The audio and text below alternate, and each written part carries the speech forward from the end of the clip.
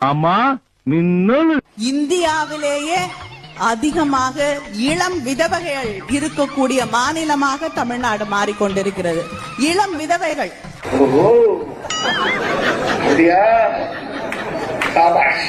இங்க குடிப்பழக்கம் ஒவ்வொரு நாளும் மதுவுக்கு அடிமையாக கூடிய அந்த நிலை அதிகரித்தே கொண்டே போகுது. அதை பத்தி இந்த அரசாங்கத்திற்கு அக்கறை இல்லை, கவலை இல்லை. I don't care. நான் மட்டுமல்ல, நீங்கள் ஒவ்வொருவரும் ஐ டோன்ட் கேர் என்று சொல்லி நகர வேண்டும். அது போன மாசம், நான் சொல்றது இந்த மாசம். ஒரு காமன் கடந்த அதிமுக ஆட்சியில விதவைகள் தமிழகத்தில் எண்ணிக்கையில் அதிகமா இருக்காங்க.